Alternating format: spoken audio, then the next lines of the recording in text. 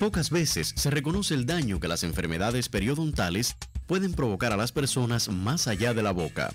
Aunque parezca un hecho de ciencia ficción, sucede que en la boca se acumulan unos 6.000 millones de microbios que tratan constantemente de penetrar en las encías y atacar las raíces de los dientes. Por esto, 1 de cada 3 personas sufre de inflamaciones que ocasionan hemorragias, encogimiento de las encías y problemas dentales crónicos causados por estas bacterias, que al pasar al torrente sanguíneo pueden causar enfermedades como diabetes, Alzheimer, obesidad, artritis reumatoide, Parkinson, neumonía, complicaciones en el embarazo y anomalías cardíacas, entre otras. Hoy en Mitos de la Salud continúa el diálogo sobre la periodontitis, el problema en las encías que puede afectar la salud mucho más allá de la boca, con Vivian García y una voz autorizada de la periodoncia en Cuba. Buenas tardes. Gracias, Giancarlos, por tu presentación y sea usted bienvenido y bienvenida también a Mitos de la Salud, el programa donde se dan la mano mente y corazón. Ya está adelantado el tema. Vamos a continuar hablando sobre esas enfermedades de las encías que afectan la salud de los seres humanos mucho más allá de la boca, y esa voz autorizada para seguir esclareciendo dudas sobre el tema es la del doctor Reinier Cedeño Ramírez, máster en ciencias, especialista de segundo grado en estomatología general integral, especialista de primer grado en periodoncia, profesor asistente de la Clínica Estomatológica Manuel Angulo Farrán, una unidad docente de nuestra Universidad de Ciencias Médicas en Holguín. Así que buenas tardes, bienvenido, gracias por aceptar la invitación una vez más de Mitos de la Salud. Muy buenas tardes, Vivian, a usted y a todos los televidentes que nos están siguiendo para seguir hablando de las enfermedades periodontales. Yo creo que vale la pena, doctor Cedeño, hacer un pequeño resumen de lo más importante que usted abordó aquí la pasada semana. Sí, cómo no, Vivian. Bueno, la semana pasada estuvimos hablando sobre el tema de las periodontitis, que entra dentro de la enfermedad inflamatoria crónica. La periodontitis va a ser aquella enfermedad que va a afectar la unidad gingival, es decir, la encía, y que se va a extender ya a los tejidos que soportan el diente, el hueso, el ligamento y el cemento radicular, que por lo general tiene una alta prevalencia a nivel mundial y en Cuba, que tiene diferentes síntomas, como por ejemplo hay inflamación de las encías, hay halitosis, hay movilidad dentaria, las encías se retraen, hasta que el paciente en un estado más avanzado, debido a la gran pérdida ósea que hay, comienzan ya los dientes a tener una movilidad extrema, hasta que el paciente, si no tiene un tratamiento oportuno, puede perder sus dientes.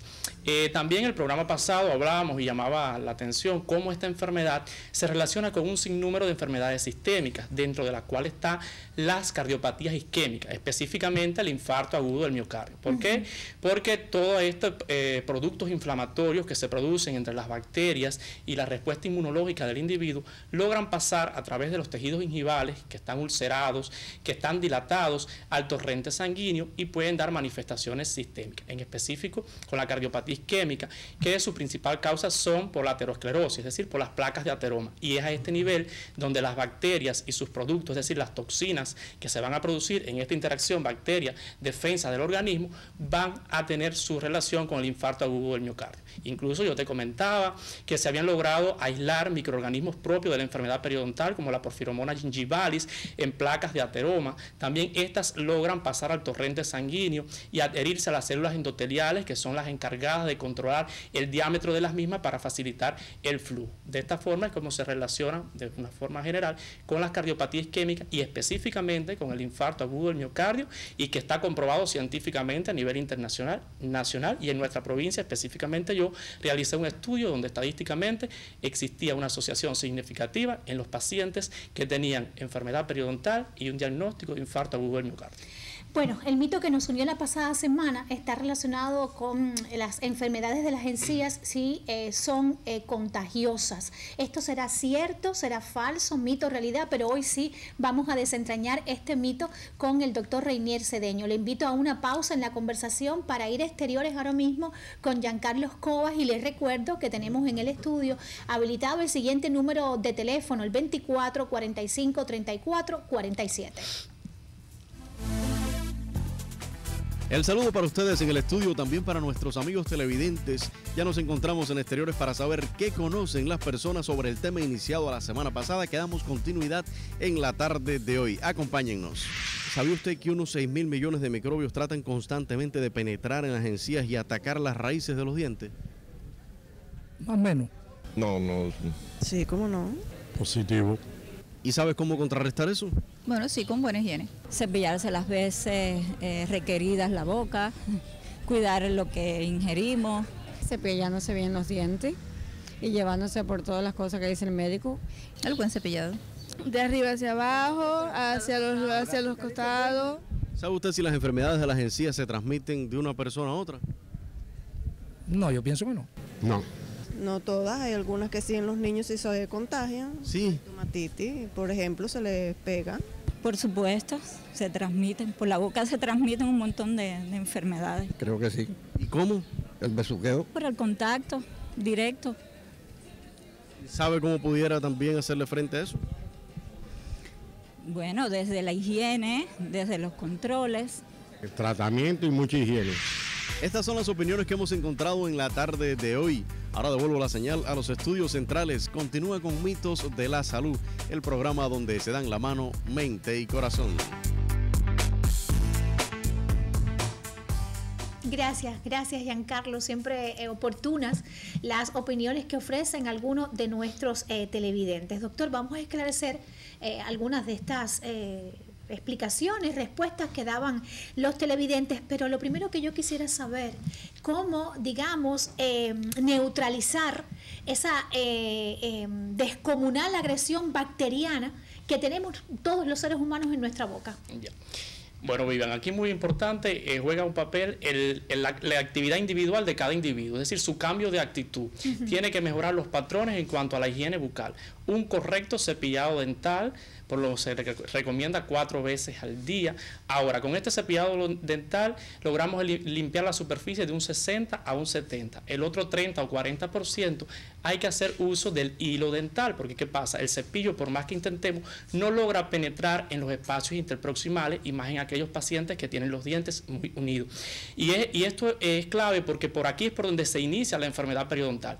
La enfermedad periodontal se va a iniciar ahí en el espacio interproximal, es decir, a nivel de las papilas del encía, ese triangulito que ve, para que nuestros pacientes entiendan, se llama papila. ¿Por qué? Porque entre las dos papilas existe una estructura que no se ve a simple vista, que se llama alcohol y carece de queratina, es decir, que es más susceptible a la agresión de esas bacterias. Por esto que se hace importante el uso del hilo dental para poder hacer uso de estos medios auxiliares de limpieza para terminar una correcta higiene bucal. Esto es por parte del paciente. Ahora, también por parte de los profesionales, bueno, realizar las llamadas limpiezas o tractectomía, bien, porque hay veces que ya el paciente llega con sarro, con otros factores que el cepillo no los puede eliminar, entonces necesita una ayuda profesional y entonces hay que eliminar todos estos factores irritantes, hacer raspados y alisados de la superficie, porque toda esa superficie dentaria va a estar llena de las toxinas de las bacterias, del sarro, de toda esta coagregación bacteriana, entonces hay que eliminarlas mediante estos procedimientos.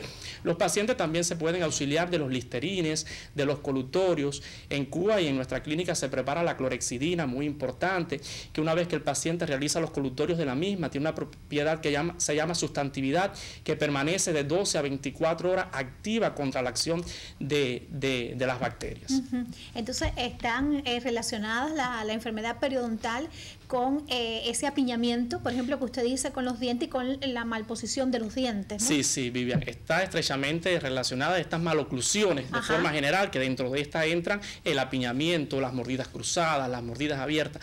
Actúan en dos formas fundamentales en la enfermedad periodontal. Primero, facilitan el acúmulo de las bacterias, porque si usted tiene los dientes apiñados, se le acumula más restos de alimento que en una persona, ¿no? Y también cuando usted tiene ya dientes en mal posición, hay interferencia, es decir, hay fuerzas lesivas a ese diente, que entonces va a agravar el estado de esa enfermedad periodontal y va a tener una evolución de mayor torpecidad que en otros que no tengan esos apiñamientos dentales. Bueno, vamos a ir respondiendo a partir de este momento las preguntas que quedaron pendientes desde la pasada emisión y que usted recuerda perfectamente. María Teresa Hernández nos llamaba y pregunta que si una vez que se hace su aparición la periodontitis se convierte en algo crónico, doctor Cedeño, o es posible evitar su progresión.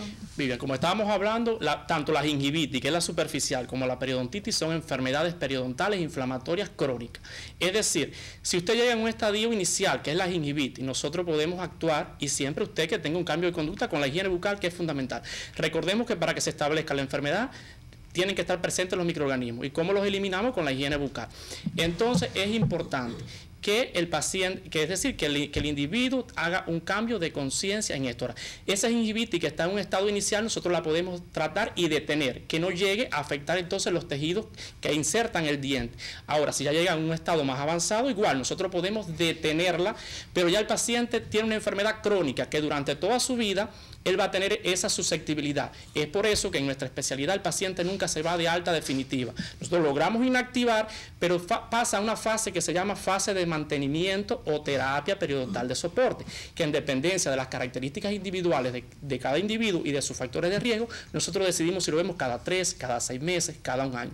Pero siempre para estar ahí controlando esa higiene bucal y cómo va el avance de la enfermedad. Se logra inactivar, pero hay que tener mucho cuidado porque puede volver a aparecer la enfermedad. Manuel Eduardo Rodríguez, ¿qué medicamentos pueden afectar las encías? Le pregunta doctor Cedeño. Sí, Vivian, hay un grupo de medicamentos que están clasificados, que cursan con agrandamiento gingival, sobre todo aquellos pacientes que toman anticonvulsivos como la fenitoína, el valproato de sodio, también en los pacientes trasplantados que toman la ciclosporina A, algunos betabloqueadores de los canales del calcio en los pacientes hipertensos. Entonces, ¿qué causan ellos? Un agrandamiento de la encía que incluso a veces llega a cubrir la corona de los dientes, pero este agrandamiento no es de tipo como tal inflamatorio, es de un color rosa más pálido, duro, no tiende al sangramiento, que sí se puede sobreañadir entonces un proceso inflamatorio, pero no es lo común.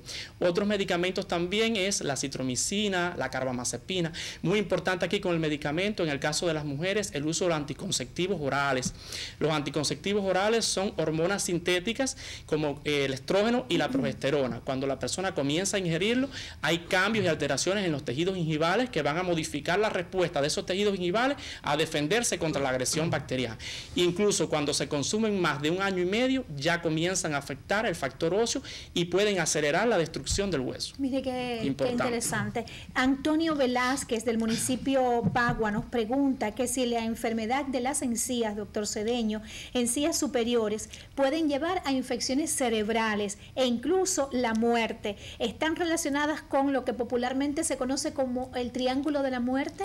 A ver, Vivian, la enfermedad periodontal es una enfermedad igual infecciosa por bacterias. No he leído como tal así ningún caso. Tiene que ser un paciente que tenga una inmunosupresión severa, como por ejemplo un paciente portador del virus de inmunodeficiencia humana, que ya está en un estadio SIDA, que la enfermedad periodontal logre avanzar y logre causar una enfermedad de esta índole. En los accesos dentoalveolares sí es común porque logra pasar y causar la tromboflebitis que se conoce del seno cavernoso. Pero bueno, sí pudiera ser porque es una enfermedad infecciosa, pero depende de la respuesta inmunológica del individuo. ¿Qué pasa con la enfermedad periodontal y la mujer embarazada, doctor Cedeño? Muy bonita pregunta e interesante, Vivian. El embarazo no es sinónimo de que ya va a aparecer la enfermedad periodontal. Aquí lo que pasa es que debido al embarazo, las hormonas sexuales comienzan a aumentar, sobre todo el estrógeno y la progesterona. Y entonces hay una modificación de la respuesta de los tejidos gingivales, como decía ahorita, para la agresión frente a las bacterias o frente a otros irritantes. Cuando aumenta el estrógeno y la progesterona hay cambios en las encías celulares, vasculares, inmunológicos, microbiológicos. Aumenta incluso el número de bacterias como la Prevotella intermedia, que utiliza estas hormonas para su crecimiento. Hay ingurgitación de los capilares, edema, eritema, y todo esto trae consigo una respuesta más acelerada frente a esta agresión. Ahora, eso es en el caso de cómo el parto influye sobre la enfermedad periodontal. Una vez que está establecida la enfermedad periodontal, gingivitis o periodontitis, esta puede influir de forma bidireccional sobre el estado gestacional de la mujer. ¿Por qué? Porque estos microorganismos y esta respuesta inflamatoria pueden atravesar la barrera placentaria y productos como la prostaglandina E2, el factor de necrosis tumoral, pueden traer consigo las contracciones prematuras en la mujer, oigan qué importante, y trae consigo el bajo peso al nacer y el parto preterno. Mire qué importante que nuestras embarazadas cuiden su salud bucal y específicamente la de los tejidos periodontales. Oiga, y ya que estamos hablando del sexo femenino, en el caso de la menopausia, que usted también recuerdo que lo abordó en el programa anterior, y era una pregunta de Mireya Escalona, ¿puede la menopausia influir en las enfermedades que afectan las encías? Sí, Vivian, en un momento que ya la mujer llega a este estado, puede tener alteraciones en los tejidos gingivales como cambio de coloración, pueden estar más pálidos, más enrojecidos, sensación de ardor, de quemazón, tiene intolerancia a los cambios térmicos, no se adaptan a las prótesis dentales si tuvieran que usarla. Se puede, algunos autores describen una gingivitis llamada gingivitis menopáusica, que actualmente otras literaturas no, pero sí la describen, también una gingivitis descamativa, que todo el epitelio de la encía se decama y queda expuesto a este tejido conectivo y es altamente doloroso para los pacientes. Y también la mujer que está en este periodo ya comienza los signos de destrucción ósea, es decir, osteoporosis. Y es decir, si usted ya tiene la enfermedad periodontal, que dentro de su evolución está la destrucción ósea y va acelerada con esto, va a tener un peor pronóstico. Constituye un factor de riesgo, por eso es un factor agravante de la enfermedad periodontal. Así mismo. Doctor Cedeño, recibimos también la pasada semana la llamada de Rolando Carracedo López. Comenta que tiene unos ganglios linfáticos, nos decía el televidente, en el cuello, y que el médico del consultorio le dijo que esto está relacionado con el mal estado de su salud bucal. Él pregunta que si es esto posible. Sí, claro, Vivian. Cualquier alteración en la cavidad bucal, de infección o algo, automáticamente drena a las cadenas ganglionales que tenemos en el cuello. Es por esto que él debe de acudir de lo más inmediato que pueda a su servicio de atención estomatológica, donde por urgencia o específicamente existe un programa que se llama Programa para la Detección Precoz del Cáncer Bucal, que lo van a poder examinar y lo van a poder orientar con respecto a esto. Importante que nuestros pacientes, cuando tengan un tiempo, se realicen un autoexamen, sobre todo de la región del cuello, palpándose, para ver si hay alguna dureza, alguna sensación de molestia, y ante cualquier síntoma de esto deben de acudir a los servicios estomatológicos, porque esto es un signo de alarma de que pudiéramos estar en presencia de alguna alteración. Qué importante el autoexamen. El autoexamen, que es un poco más grande, pero bueno, en este caso me concentré a decirte en las partes de las cadenas ganglionales en el cuello. Bueno, vamos a aclarar otra duda también de las llamadas que recibimos la pasada semana. ¿A qué edad pueden empezarse a presentar las enfermedades de las encías? Y si tienen las mujeres más riesgos de padecer la enfermedad periodontal. Esta fue otra de las interrogantes que recibimos también en el programa del jueves. Bueno, Vivian, desde que el diente ya como tal erupciona en la cavidad bucal y hay una higiene bucal deficiente, pueden haber ya signos de gingivitis, es decir, de inflamación. La gingivitis es muy frecuente en los niños ya, sobre todo en edad escolar. Sabemos que descuidan un poco la higiene bucal. También en el caso de las periodontitis afecta el tipo crónico a ambos sexos. No existe una predilección por a partir de los 30 años ya puede manifestarse. Ahora, existen unos tipos de periodontitis agresivas que no son muy comunes, como por ejemplo la prepuberal, que afecta a los niños entre 4 y 5 años, es decir, ya con la dentición temporal, pero con un avance rápido, que cuando usted hace una radiografía, usted ve que los dientes están como flotando porque no tienen ningún soporte óseo. ¿Qué pasa? Este tipo de periodontitis, como decía, es raro, pero existe y tiene un factor genético, sobre todo en el desarrollo de la misma. Mire que y en cuanto al sexo también se dice que estas agresivas pueden afectar mayormente a los sujetos, a los hombres de piel oscura. Sin embargo, las mujeres de piel blanca pueden ser más susceptibles a desarrollar este tipo, las agresivas. Las crónicas afectan a ambos sexos, sin distinción de uno más que otro. Bueno, vamos a hacer otra pausa en la conversación. ¿Le parece bien, doctor Cedeño? Les recuerdo que estamos en vivo y que tenemos habilitado en el estudio el siguiente número telefónico: 24 45 34 47. Cada jueves entre las 4:30 y las 5 de la tarde desentrañamos un mito por Telecristal. Conozca un poco más de enfermedades comunes y poco frecuentes, de su tratamiento y prevención en Mitos de la Salud, el programa donde se dan la mano mente y corazón. A ver, esta... Sigo dialogando con el doctor Reinier Cedeño, como le decía, es máster en ciencias, especialista de segundo grado en estomatología general integral y además especialista en periodoncia. Estamos recibiendo ya también algunas llamadas, pero vamos a responderlas pendientes, doctor. Nuestro equipo de trabajo recibió la pasada semana la llamada de Orlando Pérez. Pregunta cómo aliviar el dolor de las encías. Era la pregunta que hace. Y ya que estamos hablando de signos y síntomas, voy a unir aquí dos preguntas, doctor, para ganar un poquito en tiempo. Hay otra persona que no quiso dar su nombre, y eso claro que también lo respetamos acá en el programa, que pregunta por una sensación que tiene de apretamiento en los dientes ligado a un sabor metálico, y le pregunta si estos también pueden considerarse síntomas de la enfermedad periodontal.